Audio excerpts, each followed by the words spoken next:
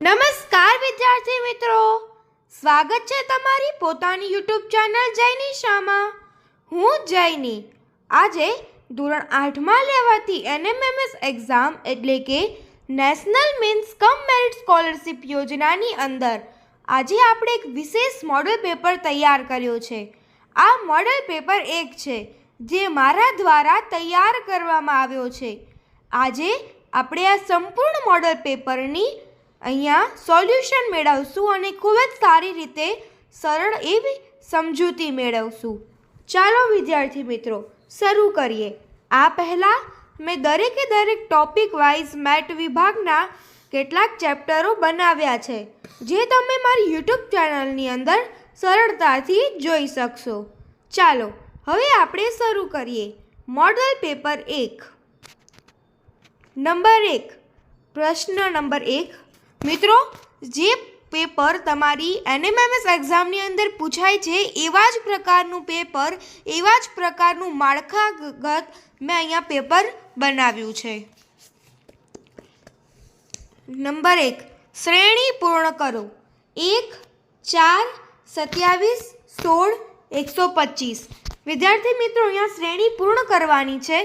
તમે તમારો આન્સર કોમેન્ટમાં નોટ કરી શકો છો. અહીંયા 1 છે, 4 છે, 27 છે, 16 છે, 125 છે. આટલા અંકો જાણીને આપણને એટલો ખ્યાલ આવે છે કે આ કાં તો કોઈકના વર્ગ છે કાં તો કોઈના ઘન છે. એક તો એકનો વર્ગ પણ છે અને ઘન પણ છે, એને આપણે સાઈડમાં મૂકી દઈએ. પરંતુ આપણે જાણીએ છીએ કે 4 એ 2નો વર્ગ છે. 27 પણ આપણે જાણીએ છીએ કે તે 3નો ઘન છે. 16 પણ આપણે જાણીએ છીએ કે તે 4નો વર્ગ છે અને 125 પણ 5નો ઘન છે. તો મિત્રો અહીંયા 2, 3, 4, 5 અને અહીંયા વર્ગ, અહીંયા ઘન, અહીંયા વર્ગ, અહીંયા ઘન. તો અહીંયા હશે ઘન, તો 1નો ઘન એટલે 1, 2, 3, 4, 5. તો હવે આવશે 6. અને અહીંયા ઘન વર્ગ, ઘન વર્ગ, ઘન, તો હવે અહીંયા આવશે વર્ગ એટલે કે જવાબ આવશે 6નો વર્ગ. અહીંયા આપણને 6નો વર્ગ નથી આપ્યો છે એટલે 6 × 6 બરાબર 36. તો જવાબ આવશે ઓપ્શન બી 36. તો આપણો આન્સર આવી જશે 36. આ રીતે વર્ગ વર્ગમૂળ અથવા ઘન ઘનમૂળને રિલેટેડ શ્રેણી પણ આપણને પૂછી શકે છે. તેના માટે આપણે 1 થી 20ના વર્ગ એટલે કે વર્ગ અને ઘનમૂળ એટલે કે ઘન એ આપણને પાકા હોવા જોઈએ. નંબર 2 0, 3, 8, 15. સૌપ્રથમ આપણે આનો ગેપ જોઈએ, કારણ કે આની અંદર તો કોઈના વર્ગ કે કોઈના ઘન એવા દેખાતા નથી. પહેલા પ્રશ્નમાં આપણે કોઈ પણ શ્રેણીનો પ્રશ્ન હોય એટલે સૌથી પહેલાં એની અંદર કોઈ ઘન વર્ગમૂળ એવું દેખાય છે એ ચેક કરવાનું. જો આપણને એ ન મળે તો લાસ્ટમાં આપણે એનો ગેપ શોધવાનો. બીજામાં આપણને એવું કંઈ દેખાતું નથી એટલે આપણે ડાયરેક્ટ એના ગેપ પર આવીએ. 0 અને 3 વચ્ચે ગેપ છે 0, 3, 8 અને 15. 0 અને 3 વચ્ચેનો ગેપ છે 3નો, 3 અને 8 વચ્ચેનો ગેપ છે 5નો, 8 અને 15 વચ્ચેનો ગેપ છે 7નો. તો અહીંયા તમે જોઈ શકો છો +3 થાય છે, +5 થાય છે, +7 થાય છે. એટલે એકી સંખ્યાની અંદર ક્રમિક એકી સંખ્યામાં વધારો થાય છે. તો 3, 5, 7 બરાબર પછી 9. તો હવે આપણે 9 ઉમેરશું. કેમાં ઉમેરશું? 15માં. તો 15માં જો આપણે 9 ઉમેરીએ તો આપણો આન્સર આવી જશે 24. 15 અને 9 એટલે આન્સર આવી જશે 24. આશા કરું છું કે તમે આ દાખલો સમજી ગયા હશો. ચાલો હવે આપણે આગળ જોઈએ. નંબર 3 6, 7, 11, 20. તો હવે આની અંદર સૌ પ્રથમ આપણે ગેપ નીકાળી નાખીએ. 6 અને 7 વચ્ચે ગેપ છે 1નો, 7 અને 11 વચ્ચે છે 4નો, 11 અને 20 વચ્ચે છે 9નો. હવે મિત્રો આ 3 સંખ્યા જોતાં જ આપણે જાણી લઈએ છીએ કે આ બંને પૂર્ણ વર્ગ સંખ્યા છે. એટલે 1 છે 1નો વર્ગ, 4 છે 2નો વર્ગ અને 9 છે 3નો વર્ગ. તો હવે આપણે 4નો વર્ગ કરીશું. 4નો વર્ગ થાય છે 16. તો અહીંયા 16નો ગેપ હોવો જોઈએ. તો 20માં જો આપણે 16 ઉમેરીએ તો આપણો આન્સર આવી જશે 36. ઓપ્શન નંબર સી આપણો કરેક્ટ આન્સર છે. ચાલો નંબર 4, 12, 22, 42 અને 72. 12 અને 22 વચ્ચેનો જો આપણે ગેપ જોઈએ તો તે છે 10નો. 22 અને 42 વચ્ચે ગેપ છે 20. 42 ને 72 વચ્ચે ગેપ છે 30. તો હવે 10, 20, 30, તો હવે આપણે 40નો ગેપ કરવો આવશ્યક છે. તો જો 72માં આપણે 40 ઉમેરીએ તો જવાબ આવી જશે 112. બરાબર, અહીંયા 112 જવાબ આવી જશે, એટલે આન્સર ઓપ્શન નંબર એ થશે. નંબર 5, 6, 12, 36, 144.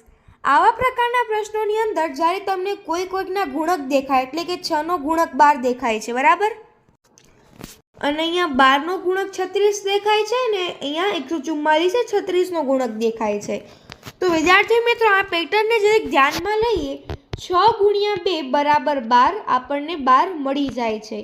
તો 12 ગુણ્યા 3 બરાબર 36 મળી જાય છે. તો આ 36 ગુણ્યા 4 કરીએ તો 144 મળવા જોઈએ. તો 6 ચોક 24, 4 તરી 12 ને 14. હા, 144 મળે છે. એટલે આ પેટર્ન આપણી કામ કરશે. તો હવે આપણે જે આપણને 144 મળ્યા છે, 144 ગુણ્યા આપણે, તો 144 ગુણ્યા 5 કરીએ તો આપણો આન્સર આવી જશે 720. એટલે જવાબ આવશે ઓપ્શન એ 720. ચાલો હવે આપણે આગળ વધીએ. હવે ચાલુ થાય છે સમસંબંધના દાખલા. સમસંબંધના દાખલા તો તમને ખબર જ હશે. તેની અંદર કેવું હોય છે, અહીંયા જે સંબંધ આપેલો હોય છે તેને સાધીને બીજો સંબંધ આપણને શોધવાનો હોય છે. મોચી તો ચાંદું, કુંભાર તો શું? તો મિત્રો, તમને પરીક્ષાની અંદર કન્ફ્યુઝન કરવા માટે જ્યારે આવા પ્રકારના પ્રશ્નો આપેલા હોય છે ત્યારે વિકલ્પમાં તમે જોઈ શકો છો. અહીંયા ચાકડો છે, માટી છે, માટલું છે અને ગધેડો છે. તો મિત્રો, મારા ખ્યાલે તો અહીંયા ગધેડો તો ઠીક છે, એ તો ના આવી શકે, પરંતુ કુંભારમાં ચાકડો પણ આવી શકે, માટી પણ આવી શકે અને માટલું પણ આવી શકે છે. તો તમારે કયો ઓપ્શન ચૂઝ કરવાનો? મિત્રો, જો મારે બિસ્કિટ લેવા હોય અને મને બાજુની દુકાનમાં જ મળી જાય તો મારે બીજે ક્યાંય દુકાનમાં જવાની જરૂર ન પડે. તો મિત્રો, એ જ રીતે આ ઓપ્શનમાં પણ એવું છે. સૌથી વધારે જો તમને યોગ્ય ઓપ્શન મળે એકદમ આના સંબંધના જેવો જ બેસતો, તો ત્યારે તમારે સૌથી શ્રેષ્ઠ સંબંધ ચૂઝ કરવાનો છે. મોચી તો ચામડું. તો વિચારો મિત્રો, મોચી ચામડા વડે શું કરે છે? મોચી ચામડા વડે ચંપલ બનાવે છે. એટલે જે ચામડું છે એ ચંપલની શું છે? એ ચંપલની સામગ્રી છે.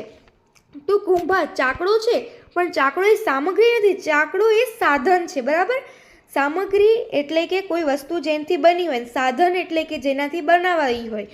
માટલું, તો માટલું પણ એને મળે છે, પરંતુ એ માટલું બનાવે કેમાંથી છે? માટીમાંથી બનાવે છે. તમે એમ પણ કહી શકો ચાકડામાંથી બનાવે છે, પરંતુ ચાકડો એક સાધન છે, બરાબર. પણ અહીંયા ચામડું છે મોચીનું, એટલે આપણે અહીંયા માટી લઈશું, કારણ કે માટી સૌથી વધારે ઉપયુક્ત બને છે. એટલે આપણો જવાબ આવી જશે ઓપ્શન બી.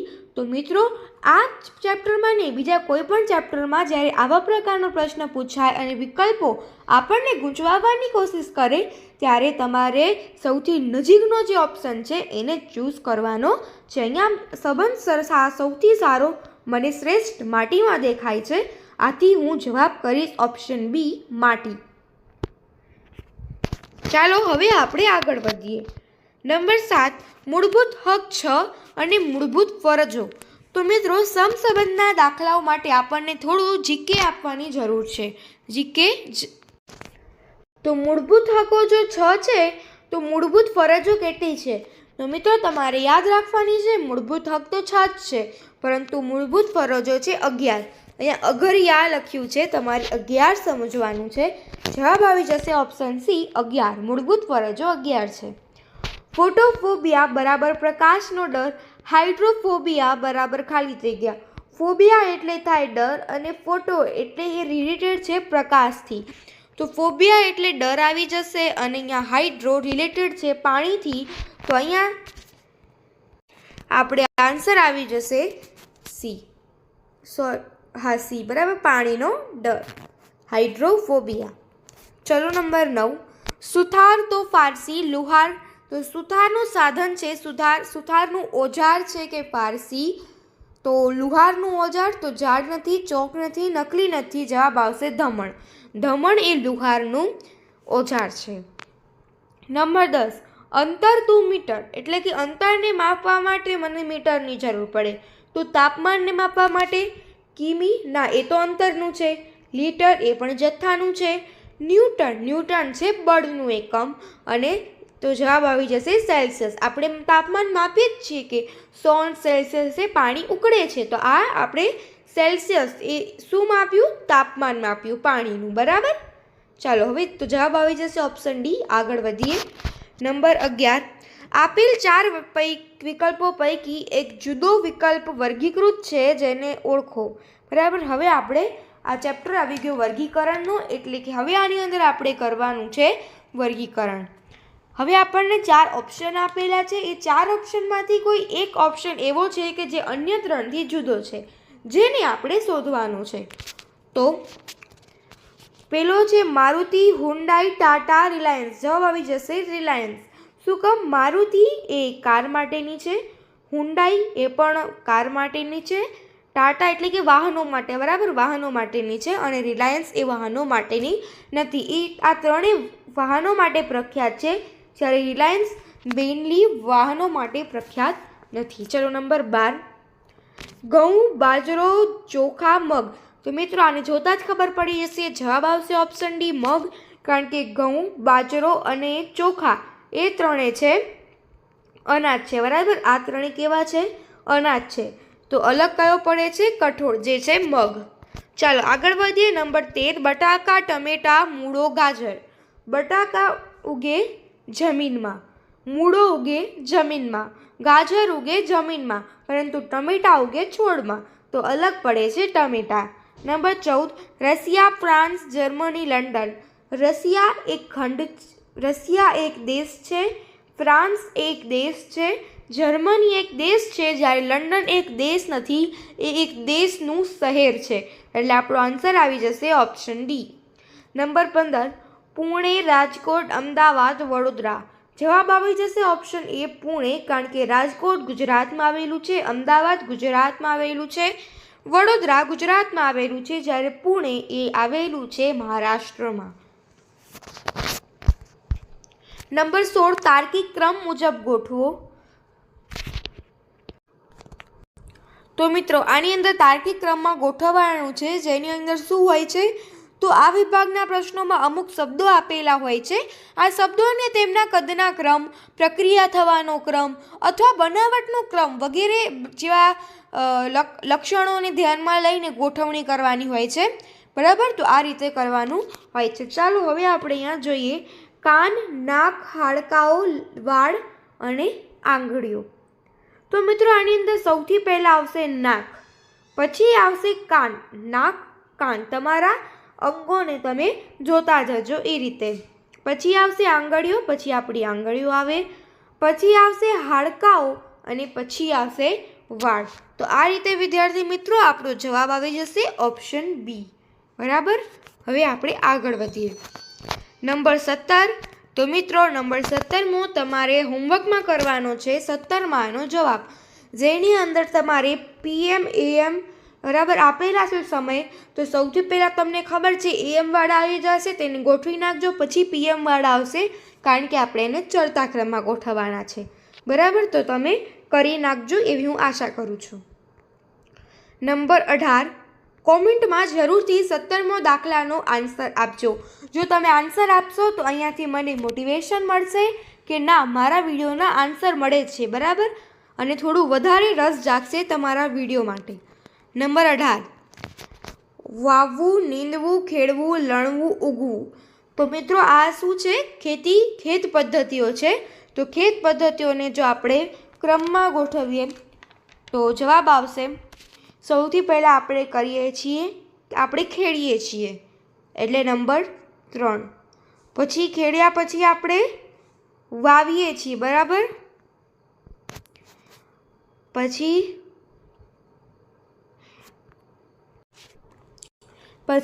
પાક ઉગે છે, બરાબર. પાક પહેલાં ઉગશે, પછી નીંદણ કઢાશે અને પછી લાસ્ટમાં લણી છે. તો આપણો આ ક્રમ આવશે જે ઓપ્શન નંબર સીમાં મને દેખાય છે. એટલે આપણો આન્સર આવી જશે ઓપ્શન નંબર સી. નંબર 19, ત્રિકોણ, પિરામિડ, ચોરસ, સપ્તકોણ ને પ્રિઝમ. ત્રિકોણને હોય છે 3, પિરામિડને હોય છે, તો પિરામિડ તો વિવિધ પ્રકારના આવે છે 4, 5, બરાબર. તો ત્રિકોણ પછી આવશે ચોરસ 1, 3, પછી આવશે પિરામિડ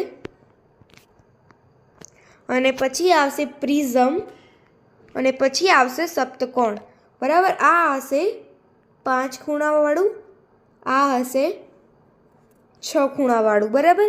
વિવિધ પ્રકારના ખૂણા આવે છે, પરંતુ જો તમે બીજા 3ને સેટ કરાવવા જાઓ તો પણ જવાબ આવી જશે ઓપ્શન સી. નંબર 20, આ પ્રશ્ન થોડો રહેવા દેજો કારણ કે અંદર પિરામિડ અને પ્રિઝમ, બરાબર, અલગ અલગ ખૂણાઓ એના હોઈ શકે છે. નંબર 20, 100 મીટર, 10 સેન્ટીમીટર, 1 કિમી, 10 મીમી અને 1 માઇલ. તો સૌપ્રથમ તો આ બધાને આપણે મિલીમીટરમાં ફેરવી નાખીએ તો આપણને આન્સર આસાન બની જાય, બરાબર. તો મિત્રો જો આપણે દરેકને મીમીમાં ફેરવવા જઈએ તો સૌથી પહેલાં આવશે 10 મીમી, સૌથી નાનો એકમ થશે. પછી આવશે 10 સેન્ટીમીટર, પછી 100 મીટર, પછી 1 કિમી અને 1 માઇલ. જવાબ આવી જશે ઓપ્શન નંબર બી. નંબર 21, જયા, ભદ્રા, વિજયા, નંદા. જયા એટલે છે 3 પ્રવેશદ્વારવાળી જે વાવ હોય, 3 પ્રવેશદ્વારવાળી વાવ એને કહેવાય જયા. 2 પ્રવેશદ્વારવાળી જે વાવ હોય એને કહેવાય ભદ્રા. ભદ્રા છે 2, જયાને છે 3 પ્રવેશદ્વાર, વિજયાને 4 અને નંદાને 1. તો આપણો જવાબ શું આવી જશે? 1, પછી આ 2 વાળી, પછી આ 3, એટલે આ 4, 2, 1, જે તમને કેમાં ઓપ્શન નંબર સીમાં જોવા મળે છે. 4, 2, હા, તો તમને જોવા મળે છે ઓપ્શન નંબર સીમાં 4, 2, 1, 3. ચાલો હવે આપણે આગળ વધીએ. આ રીતે વાવના પ્રવેશદ્વારથી પણ પ્રશ્નો પૂછાઈ શકે. રાજેશે એક સ્ત્રી તરફ ઇશારો કરી કહ્યું, તેણી મારા પિતાના ભાઈની પત્ની છે. તો રાજેશનો તે સ્ત્રી સાથેનો શું સંબંધ થશે? હવે તમે એક વસ્તુ સમજો. રાજેશના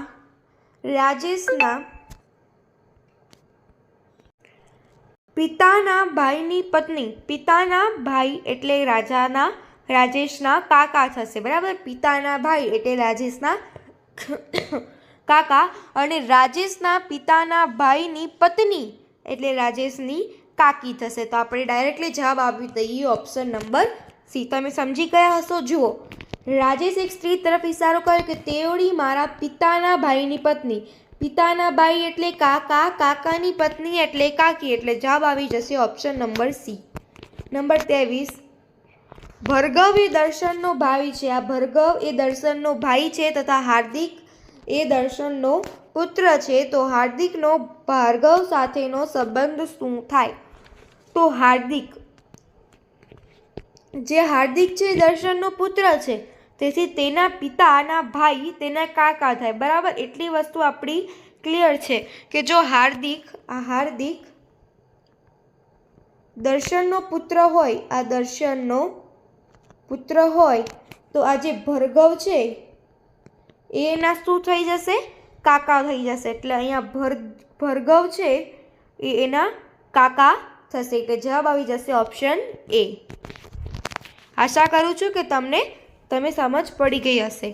નંબર 24, નૈનાને ઇશારો કરી બોલી, તેણી મારી માતાની એકમાત્રની પુત્રી છે. તો નૈનાની તે છોકરી સાથેનો સંબંધ શું હોય? તો આવું ફક્ત એક જ કેસમાં બની શકે કે નૈનાની માતાની એકમાત્ર પુત્રી એટલે નૈના પોતે હશે અને આમ તેની છોકરી એ નૈનાની પુત્રી હશે. એટલે જે છોકરી છે એ નૈનાની પુત્રી હોઈ શકે. તો જ સેટ થાય કે તેણી મારી માતાની એકમાત્ર પુત્રીની પુત્રી છે, બરાબર. તો આ નયના છે, એની માતાની આ પુત્રી છે એટલે પોતે નયના અને એની એકમાત્ર પુત્રી એટલે નયનાની પુત્રી પોતે જ. તો જવાબ આવી જશે ઓપ્શન બી. તો જ્યારે પણ માતાની માતા કે એકમાત્ર પુત્રીની પુત્રી એ રીતે આવે તો ત્યારે ફક્ત નાની મમ્મી અને તેની પુત્રી આ ત્રણ વચ્ચેનો જ સંબંધ થઈ શકે. નંબર 25, તમારા ભાઈના પિતાની પુત્રી તમારે શું થાય? હવે તમારા ભાઈના પિતાની પુત્રી એટલે કે તમારો કોઈ ભાઈ છે, બરાબર? હવે તમારા ભાઈના પિતા એટલે પોતાના પિતા જ થાય અને એની બહેન આપણે શોધવાનું છે. ભાઈના પિતા એટલે આપણા પિતા થાય અને પિતાની પુત્રી એ આપણી બહેન થાય. તો ખૂબ જ ગૂંચવાવા માટે આટલો બધો શબ્દનો પ્રયોગ કર્યો છે, પણ જવાબ આવી જશે ઓપ્શન બી. ભાઈના પિતા એટલે પોતાના પિતા અને એમની પુત્રી એટલે પોતાની બહેન. તમારા બહેનની પુત્રી તમારે શું થાય? હવે બહેનની પુત્રી જો પોતાની બહેન છે એની પુત્રી છે તો એને આપણે ભાણી કહીએ. તો જવાબ આવી જશે ઓપ્શન નંબર સી, ભાણી. તો મિત્રો દાખલા નંબર 27 જોઈએ. આની અંદર થોડી મિસ્ટેક થઈ ગઈ છે, મેં સુધારી નાખી છે. તો આવા પ્રકારના દાખલાઓ સરખામણીના દાખલા છે કે કેરીનું વૃક્ષ કેળાના વૃક્ષથી ઊંચું છે, ખજૂરનું વૃક્ષ કેરીના વૃક્ષથી ઊંચું છે. એટલે સૌથી પહેલા કેરીનું વૃક્ષ કેળાના વૃક્ષ કરતાં ઊંચું છે. આ કેળાનું વૃક્ષ છે, બનાનાનું, અને આ મેંગોનું. ખજૂરનું વૃક્ષ કેરીના વૃક્ષથી ઊંચું છે. હવે ખજૂરનું જે વૃક્ષ છે એ કેરીના વૃક્ષથી પણ ઊંચું છે. આ મેંગોથી પણ ઊંચું છે, બરાબર? હવે સફરજનનું વૃક્ષ નાળિયેરીના વૃક્ષ કરતાં નાનું છે. એટલે આ સફરજનનું વૃક્ષ છે કોઈ પણ એ નાળિયેરીના વૃક્ષથી નાનું છે. આ નાળિયેરીનું વૃક્ષ છે, એન લખું છું અને સફરજનમાં એ લખું છું. હવે કેળા અને નાળિયેર, આ કેળા અને નાળિયેર એ સરખા ઊંચા છે. એટલે આ જે કેળા છે, બનાના, કેળા અને આ નાળિયેર એ સરખા ઊંચા છે. તો સૌથી નાનું વૃક્ષ કયું થશે? તો મિત્રો આ પેટર્નને જોઈને આપણે કહી શકીએ કે એપલ એ સૌથી નાનું વૃક્ષ થશે, બરાબર? કારણ કે આ હતું બનાના, એ હવે કેરીથી નાનું છે, બરાબર? કેરીથી નાનું છે. અને જે નાળિયેર છે એ બનાના અને બંને સરખા છે એટલે એ બંને તો મોટા થઈ ગયા. પણ જે સફરજન છે એ તો નાળિયેર કરતાં પણ નાનકડું છે એટલે સૌથી નાનું થઈ જશે ઓપ્શન નંબર બી, સફરજન. ચાલો હવે આપણે આગળ વધીએ. એ બી કરતાં ઉંમરમાં મોટી છે, સી એ બી કરતાં નાનો છે અને ડી એ ઈ અને બી કરતાં નાનો છે. તો બી અને ડીની વચ્ચેની ઉંમર કોની થશે? આ છે એ, અહીંયા હું લખું છું, આ એ, બી, સી, ડી અને ઈ. એ બી કરતાં મોટો છે એટલે એ મોટું છે બી કરતાં. આ બી છે અને આ એ છે, બરાબર? સી એ બી કરતાં નાનો છે. આ જે સી છે એ બી કરતાં નાનો છે એટલે આ તો બી કરતાં પણ નાનો છે. તો અને ડી એ ઈ અને બી કરતાં નાનો છે. આ જે ડી છે, ડી એ ઈ કરતાં પણ નાનો છે અને બી કરતાં પણ નાનો છે. તો બી અને ડીની વચ્ચેની ઉંમર કઈ થશે? એટલે કે હવે સૌથી પહેલાં આપણે આને ક્રમમાં ગોઠવી નાખીએ. તો સૌથી મોટી ઉંમર થશે એની, આપણે જોતા જઈશું અહીંયા. પછી સી, પછી બી, પછી ઈ અને પછી ડી. આ રીતની ઉંમર થશે. હવે આપણે બી અને ડીની વચ્ચેની ઉંમર શોધવાની છે. તો આ બી છે અને આ ડી છે, એની વચ્ચેની ઉંમર છે ઈ. તો જવાબ આવી જશે ઓપ્શન નંબર બી, ઈ.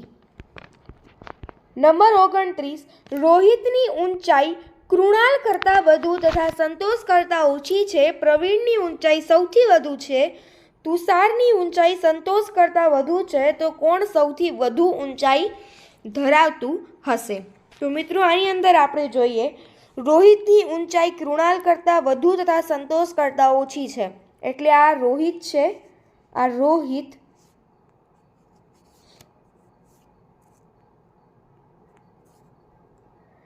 કૃણાલ અને સંતોષ. કૃણાલ કરતાં વધુ છે એટલે આ કૃણાલ કરતાં વધુ છે તો કૃણાલની ઓછી હશે અને સંતોષ કરતાં ઓછી છે એટલે સંતોષની સૌથી વધારે હશે. બરાબર. પ્રવીણની ઊંચાઈ સૌથી ઓછી છે એટલે જે પ્રવીણ છે આ ત્રણેયથી ઓછું છે. બરાબર. હવે આપણે આગળ જોઈએ. તુષારની ઊંચાઈ સંતોષ કરતાં વધુ છે. હવે આ જે સંતોષ છે એના કરતાં પણ જે તુષાર છે એની ઊંચાઈ વધુ છે. બરાબર. હવે કહે છે તો કોણ સૌથી ઓછું ઊંચાઈ ધરાવતું હશે? તો મિત્રો જો આની અંદર આપણે અહીંયા લખ્યું છે કોણ સૌથી વધુ ઊંચાઈ ધરાવતું હશે તો મિત્રો જોઈએ તુષાર એ સંતોષ કરતાં પણ મોટો છે. હવે સંતોષ એ ત્રણેય કરતાં એક તો આ સંતોષ મોટો હતો અને પ્રવીણ સંતોષ કરતાં નાનો છે. હવે આપણને કહે છે કે એટલે આ ચારેયની અંદર સૌથી મોટો થઈ જશે સંતોષ. હવે આપણને કહે છે કે તુષાર છે એ સંતોષ કરતાં પણ મોટો છે તો સંતોષ કરતાં પણ મોટો તુષાર છે એટલે સૌથી વધુ ઊંચાઈ તુષારની થઈ જશે એટલે જવાબ આવી જશે ઓપ્શન નંબર એ તુષાર. આગળ વધીએ. નંબર 30. એક રમકડાની દુકાન છે તેમાં હાથી, ઘોડો, ઊંટ, વાંદરો તથા સિંહની કિંમતના રમકડા છે જેમાં સિંહની કિંમત હાથી કરતાં ઓછી છે. ચાલો હવે આપણે રમકડા જોઈએ. હવે આપણને કહે છે કે સિંહની કિંમત હાથી કરતાં ઓછી છે એટલે આ સિંહ છે, આ હાથી છે, આ ઊંટ, આ ઘોડો અને આ વાંદરો. બરાબર. હવે સિંહની કિંમત હાથી કરતાં ઓછી એટલે સિંહની આટલી કિંમત હશે, હાથીની વધારે હશે. બરાબર. સિંહની કિંમત હાથી કરતાં ઓછી જ્યારે ઊંટ કરતાં વધારે છે એટલે જે સિંહની છે એ ઊંટ કરતાં વધારે છે એટલે ઊંટની તો સાવ ઓછી હશે. બરાબર. હવે આપણને આગળ કહે છે એ માટે ઉપર કરવું પડશે. આગળની રકમ છે મારે ઉપર ફેરવવું નથી, હું તમને કહી દઉં છું આગળની રકમ. બરાબર. તો જ્યારે ઊંટ કરતાં વધારે છે, ઊંટની કિંમત ઘોડા કરતાં વધારે છે એટલે આ જે ઊંટ છે એની કિંમત ઘોડા કરતાં વધારે છે એટલે ઘોડાની સૌથી ઓછી હશે. અને હવે વાંદરાનો શું સંબંધ છે? ઘોડાની કિંમત વાંદરા કરતાં વધારે છે એટલે ઘોડો તો વાંદરા કરતાં પણ વધારે છે એટલે વાંદરાની સાવ ઓછી કિંમત હશે. તો સિંહ અને ઘોડા વચ્ચેની કિંમત કયા રમકડાની હશે? તો મિત્રો આની અંદર આપણે તારણ કરી શકીએ કે સૌથી વધારે કિંમત હશે હાથીની, પછી આવશે સિંહની, હું આની અંદર જ જોઉં છું, પછી આવશે ઊંટની, આ આકૃતિ આધારે આપણે જોઈ શકીએ છીએ, પછી આવશે ઘોડો અને પછી આવશે વાંદરો. હવે આપણે શોધવાની છે સિંહ અને ઘોડા વચ્ચે. તો આ સિંહ છે અને આ ઘોડો છે. બરાબર. હવે આ 2 અને 4 વચ્ચે 3 એટલે કે ઊંટની કિંમત આવશે એટલે જવાબ આવી જશે. કયો ઓપ્શન છે આગળ જોઈએ આપણે. જવાબ આવી જશે ઓપ્શન બી ઊંટ. બરાબર. ચાલો હવે આપણે આગળ વધીએ. નંબર 31. તમારે પણ પરીક્ષાની અંદર આવી જ રીતે કરીને સરળતાથી આન્સર મેળવવાનો છે. લાલાજીનો પગાર ગૌતમ કરતાં વધુ છે. હા, લાલાજી, આ ગૌતમ, આ અક્ષય અને અહીંયા હું દોર નાખું છું અનિલ. લાલાજીનો પગાર ગૌતમ કરતાં વધુ છે. લાલાજીનો પગાર આટલો છે, ગૌતમનો પગાર આટલો છે. તો પછી અક્ષય અને સુનિલનો પગાર સરખો છે. અક્ષય છે અને અહીંયા સુનિલ કરી નાખું, એનો પગાર સરખો છે. બરાબર. આ સરખો છે. લાલાજીનો પગાર અનિલ કરતાં વધુ છે. તે લાલાજીનો અનિલ કરતાં વધુ છે તો સૌથી વધારે પગાર કોનો થશે? એટલે લાલાજીનો પગાર ગૌતમ કરતાં વધુ છે, આ ગૌતમનો પગાર કરતાં લાલાજીનો વધારે છે, પરંતુ અક્ષય કરતાં વધુ નથી એટલે અક્ષય કરતાં ઓછો છે એટલે અક્ષયનો લાલા કરતાં પણ વધારે પગાર હશે. અક્ષય અને સુનિલનો પગાર સરખો છે એટલે સુનિલનો પણ વધારે જ હશે અક્ષય જેટલો જ. બરાબર, સુનિલનો પગાર સરખો. લાલાજીનો પગાર અનિલ કરતાં વધુ છે. હવે આ લાલાજીનો પગાર છે એ અનિલ કરતાં વધુ છે એટલે અનિલનો ઓછો હશે. તો હવે સૌથી વધારે પગાર કોનો હશે? તો જવાબ આવી જશે. જો મિત્રો, આની અંદર અક્ષય અને સુનિલનો સૌથી વધારે છે અને બંનેનો સરખો છે એટલે આપણો આન્સર આવી જશે ઓપ્શન ડી, એ અને સી બંને. કારણ કે અક્ષયનો અને સુનિલનો સરખો છે અને એ બંનેનો બધા કરતાં વધારે હશે એટલે આપણો જવાબ આવી જશે ઓપ્શન નંબર સી, એ અને સી બંને. ચાલો હવે આપણે આગળ વધીએ. નંબર 32, રામ એ મોહન કરતાં ધીમો છે. આ રામ, મોહન, રોહન અને ગંભીર અને કેતન આટલા છોકરાઓ છે. બરાબર. હવે રામ એ રોહન કરતાં ધીમો છે એટલે આ રામ એ ધીમો છે રોહન કરતાં. રોહન વધારે છે. રોહન એ ગંભીર જેટલો જ ઝડપથી ચાલે છે, ધીમો નહીં, ઝડપથી ચાલે છે એટલે ગંભીર છે એ બંને સરખા જ ચાલે છે. તથા કેતન ગંભીરથી ઝડપથી ચાલે છે એટલે આ જે કેતન છે એ ગંભીરથી ઝડપથી ચાલે છે એટલે આ રોહનથી પણ ઝડપથી ચાલતો હશે અને રોહનથી ઓછી ઝડપ છે એટલે કેતન આ બધાથી વધારે હશે. મોહન સાથે જોઈ લઈએ. સોરી, મોહન તો છે જ નહીં, આપણે વધારાનો કાઢ્યો છે. આ 4 જ છે.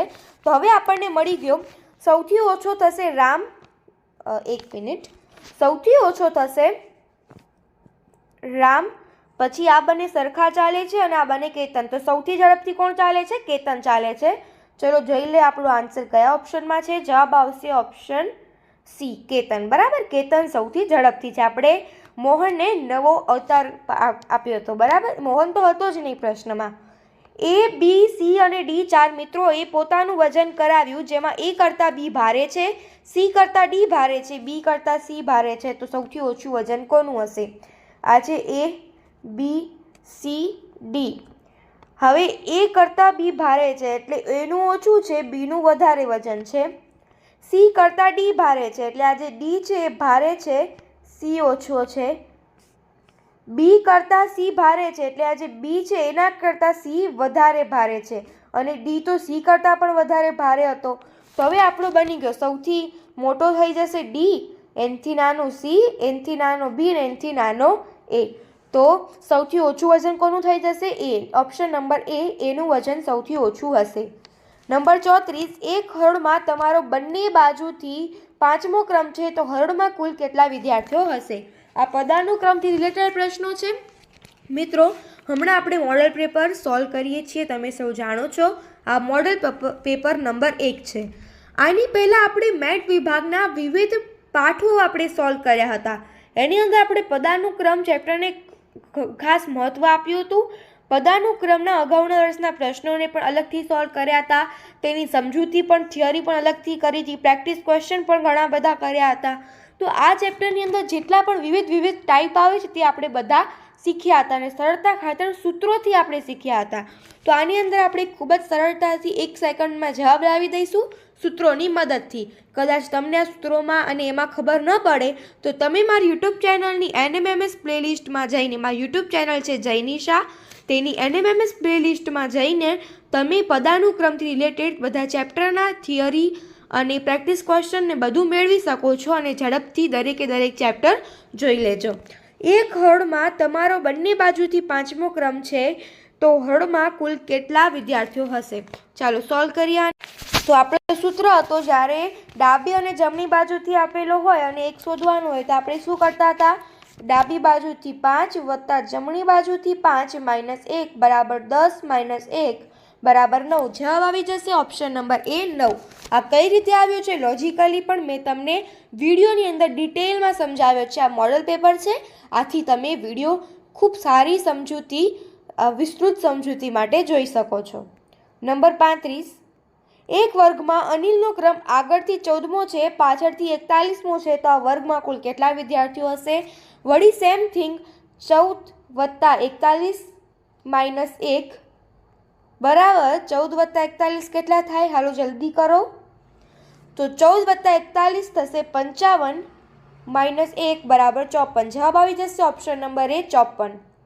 નંબર 36 100 ખેલાડીઓની એક હરોળમાં રોહિત ડાબી બાજુએથી 9મો છે તો જમણી બાજુએથી તેનું સ્થાન કેટલું હશે? આમાં આપણું સૂત્ર હતું જ્યારે આપણને કુલ આપેલા હોય અને કોઈ એક બાજુનું આપેલું હોય તેના આધારે આપણે બીજી બાજુનું શોધવાનું હોય, એટલે કુલ વિદ્યાર્થીઓમાંથી -1 બાજુના વિદ્યાર્થીઓ +1 બરાબર અહીંયા 100 - 9 91 +1 બરાબર 92. જવાબ આવી જશે ઓપ્શન નંબર બી 92.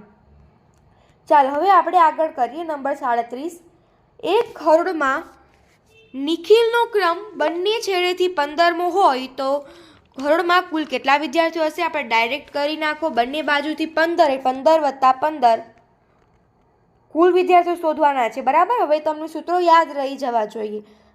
-1 એટલે 30 - 1 બરાબર 29. જવાબ આવી જશે ઓપ્શન નંબર બી 29.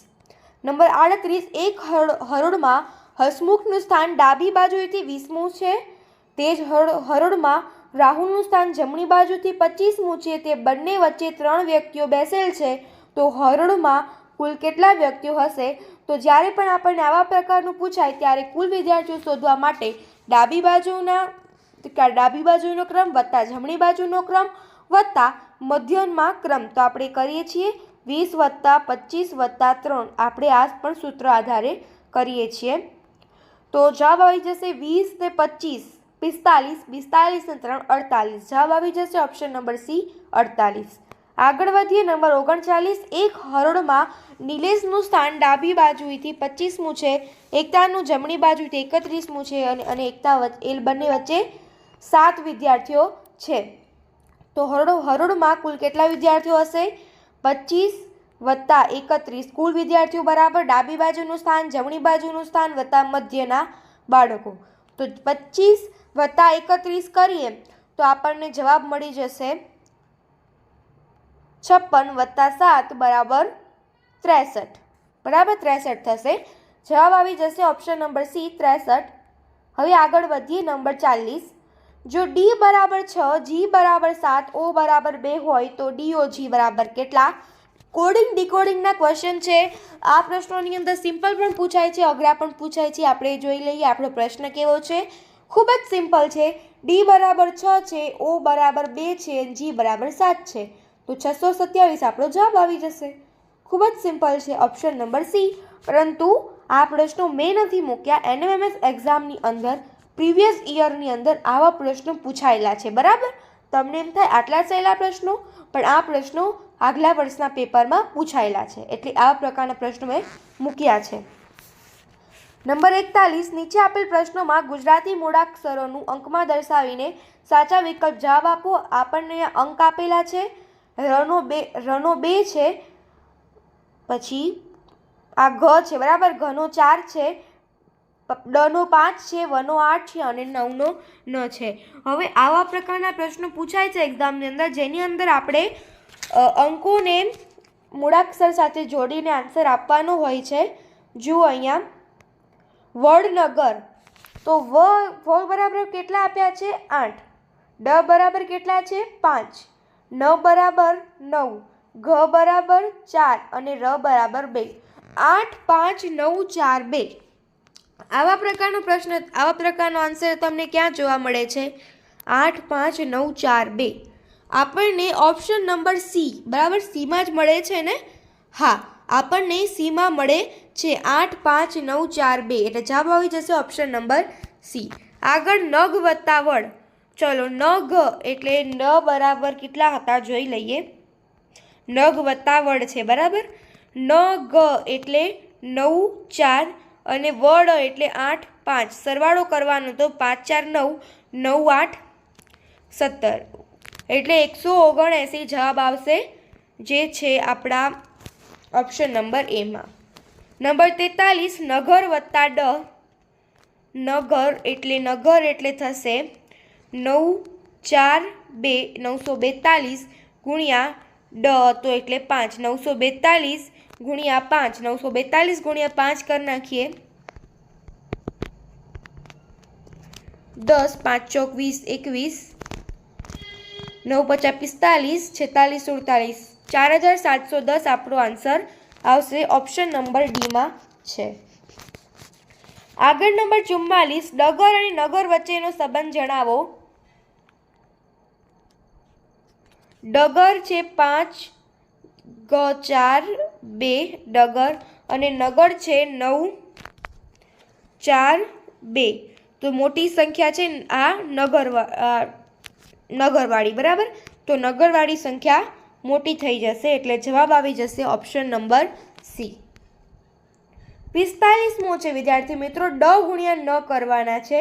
અહીંયા તમને ડની વેલ્યુ આપેલી છે અને ન પણ આપેલા છે. એ બંનેનો ગુણાકાર કરવાનો છે, જે તમારે જવાબ આપવાનો છે કોમેન્ટમાં. ઓપ્શન આપેલા છે, ઓપ્શન જોઈ લો અને ગુણાકાર કરીને મને કોમેન્ટમાં દરેકે હોમવર્ક કરીને આપવાનું છે. તો આશા કરું છું કે તમને આ 45 પ્રશ્નો સમજાઈ ગયા હશે. વિદ્યાર્થી મિત્રો, આ મોડલ પેપર 1ના 45 પ્રશ્નો અહીંયા પૂર્ણ થાય છે. આ ભાગ 1 છે, મોડલ પેપર ભાગ 1 છે.